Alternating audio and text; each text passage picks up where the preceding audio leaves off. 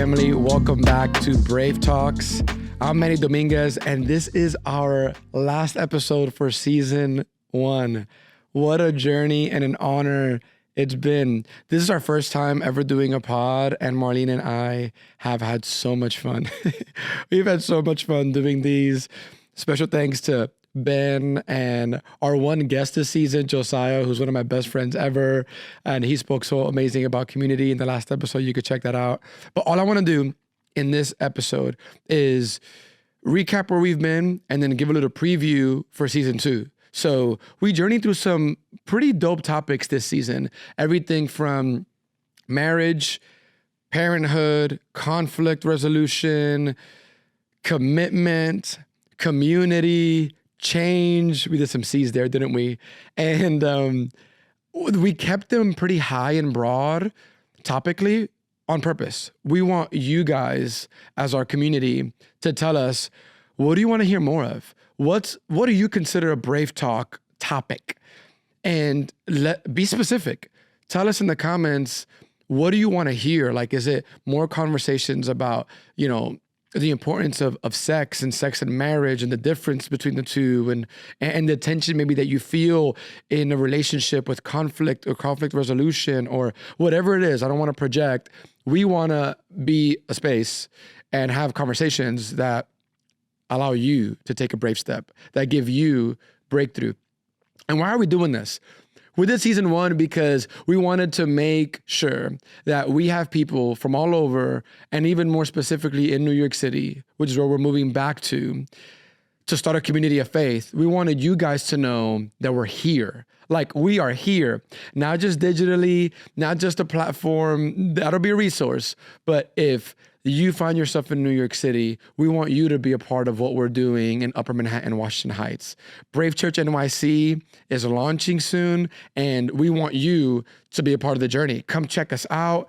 Come serve with us. Come, pick up like we call a servant's towel and serve the people of Wash Heights to better the community. We just see a church that will be a real, raw, authentic community of people that are just trying their best to live out their God-given purpose. And this is the brave way. You know what I mean? Like, when I think about bravery, I think about people that are running towards the places that everyone is running away from. Like, we want to, like Judah Smith says, a pastor in the West Coast, we want to run towards the messes. We want to run towards the hurting. We want to run towards the broken. Not away. We want to run towards them. I think about in the scripture several examples. It's Jonah in his book. It's just 4 chapters. You should read it. Even if you don't care for the Bible, it's a compelling story. God speaks to Jonah and says, hey, I want you to go speak to the people of Nineveh. And for some context, Nineveh is a part of like the Assyrian Empire, Assyria. And Assyria is like the enemy of the people of God in Israel. They've been oppressors, they've been violent, they've been enemies. And so if you and I were Jonah or anyone in Jonah's life, we're like, bro, don't go. Broski, hey, don't go. Like, it makes sense to say no. It makes sense to say no to that invitation. But hear me, it matters who's inviting you. It matters who is sending you. And Jonah wasn't being sent by a friend or by a leader in his life. He was being sent by the King of Kings and the Lord of Lords. He was being sent by God to go do something that didn't make sense to him or anyone else around him. So what is he going to do? Did he choose the brave way? No. If you know anything about the story of Jonah, he runs the opposite direction. And hear me, he is not crazy for that. It makes sense. Why would he run straight into enemy territory to tell them a word from the Lord about turning away from their evil ways? Is this a setup, bro? Like, I'm not going to take the bait. I will not go. Jonah, I see you, homie. And I agree with you, homie. Until I realize again, sometimes life doesn't make sense, yo. And the invitations that you and I are going to have are not going to be sensical to us. And we're going to choose. We're going to have to choose. Am I going to trust my way, or am I going to choose the brave way? God's way. Do you know that the symbol for the Christian faith is actually a symbol of death? That there's a reason why there's a cross that symbolizes our way of life. Because every single day you gotta die in order to live. Die to who you think you are in order to live, raise up, if you will, in who God says you are. It's the constant battle between our flesh, our desires, our nihilistic, hedonistic preference, if this makes sense what I'm saying. The pursuit of pleasure, the pursuit of what I want. To think about it for a moment. If you and I just pursue what we want whenever we want, and if everyone did that in the world, would the world even be the world still? Because what if what I want is the opposite of what you want? Or what if what I want is the same as what you want and we got to duke it out to see who gets it? This is the survival of the fittest mentality. It's a paradigm that only takes you but so far. At some point, you and I got to get to a point in our lives where we consider, could it be that there's a source bigger than us? That there is something at work beyond us that's actually not at bay, not at a distance, that's inviting us to be a part of the story, that's inviting us to actually partake in the mission in the world. Could it be? I don't know. Maybe Jonah is a good example for us. Maybe that's you today. I know it's been me, that's for sure.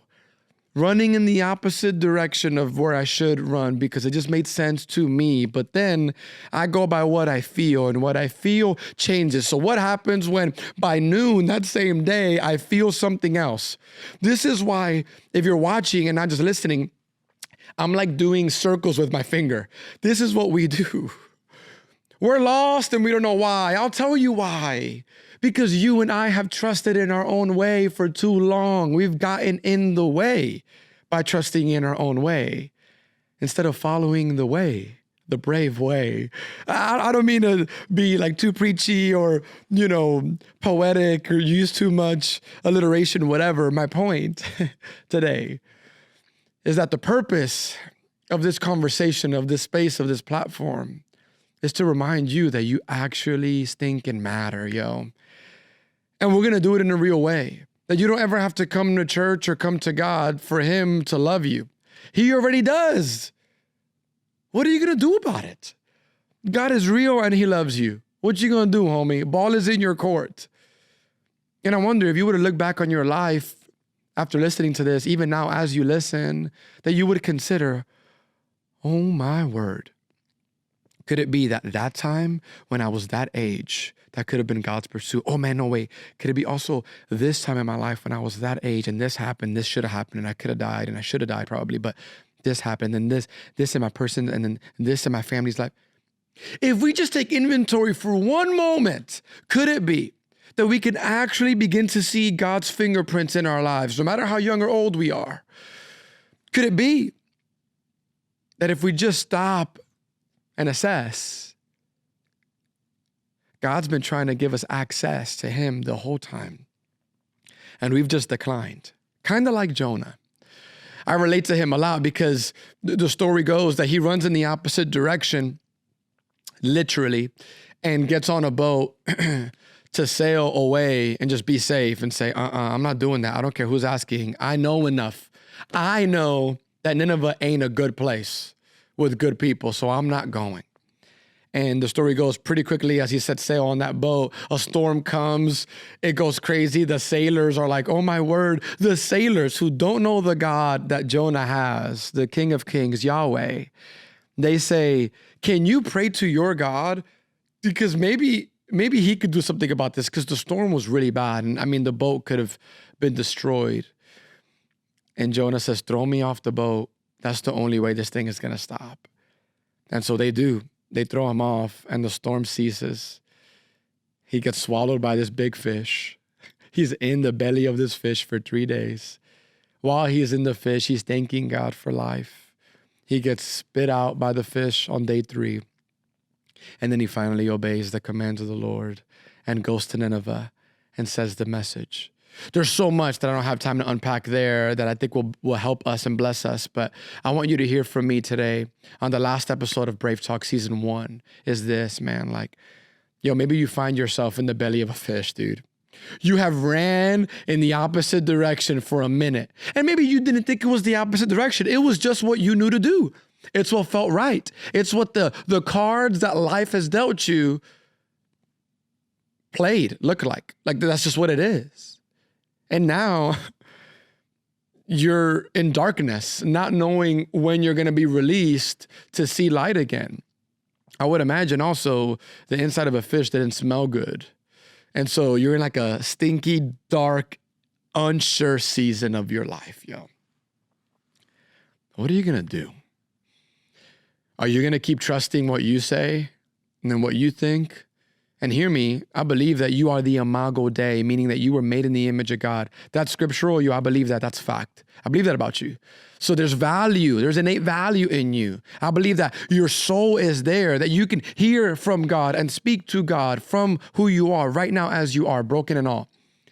And I also believe that you need to go beyond yourself to actually get clear direction. And that's the brave way. That's the brave way. It's not the absence of fear. It is doing it afraid. It is the presence of courage. That's the brave way. And maybe like Jonah, and honestly like me at times, you got to go the opposite direction, trust in your own ability, fail, fall on your face, get in a storm, fall into the water, get swallowed up by a fish, be in darkness in a stinky thing, not knowing when light's going to come, for then you to turn to God. That's what Jonah did. Jonah finally prays, turns to God, gets spit out. He's on dry land. He does what God wants him to do. And even then, I'll be real with you, if you read the story of Jonah, he does it begrudgingly. He still isn't all the way sold. So here's my point. You don't have to be all the way sold, if you will, on the brave way, on the way of Jesus, on this podcast, or where you are in your faith and in your life. You don't have to arrive, because do we ever? Do we ever, quote, arrive on this side of heaven? I think it's a journey.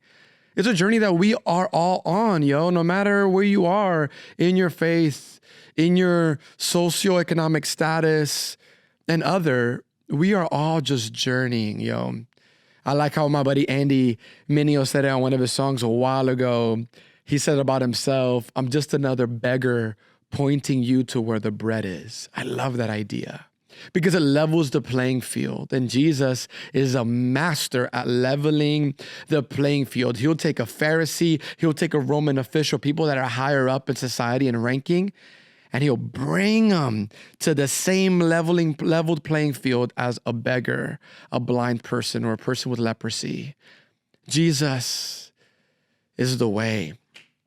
And no matter where you are on your way, on your journey, Marlene and I, this platform, Brave Talks and Brave Church NYC, we want to be a community that allows you to journey safely, because the brave way is already dangerous as it is.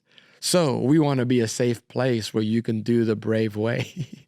So I love you. I'm thankful that you've watched or listened this far. Thank you for believing in this. Thank you for wanting to be a part of this. We are just getting started, and there's something exciting, about like getting in on the ground floor, if you will, like jumping in when something is just being stirred, a brand new community of faith in Wash Heights, a brand new podcast that will go around the world that would impact, I believe, millions of people. And you get to be a part of it right now. Little old Emmanuel Dominguez, and my sweet wife, Marlene, we get to be a part of this. So my brave step for you to close season 1 of Brave Talks is this. Take a look in the mirror this week. Where are you in your faith? Do you have faith? What is your faith in? Is it in yourself? And if you let yourself down, then, well, there's no one else to turn to, because you've always looked to you the whole time. So then who knows what's next? Is it in a plethora of gods? Money is your God right now. Your relationship is your God right now. Your career is your God. Your body is your God. What is it? Is it politics? Or politics your God? Are you on the journey? Are you a Muslim? Are you a Jehovah's Witness? Are you just trying to figure out spirituality? Are you like a universalist? New Age? What do you believe? What do you put your faith in? Because even if you are an atheist, you have faith to be an atheist. So that's your brave step. Don't let anybody else, don't let me. You determine this week, where are you on the way? Because what you believe about the world sets you on a path. It sets you on a way. And I hope I've made a compelling case that if your way is all about you, is self-seeking, it's selfish, it's all about what you can do in this life for you, it's hedonistic, it's all about you, then I argue that is not brave, yo. It doesn't take bravery to serve yourself. I would even argue that's shallow, and it's not even good enough for you if you're just worried about you. I want to call you higher to a way that looks beyond you, that would benefit, bless you, your family, your friends, people you don't know, and the world. Could it be that there's a worldview and a way to live that'll actually cause you and require you to lay your life down for the sake of other people finding love, beauty, hope, and life? I think there is a way, and that way is brave, and that way is the way of Jesus. Yo, I love you. I'll see you in season 2. That's signing off for now. Peace.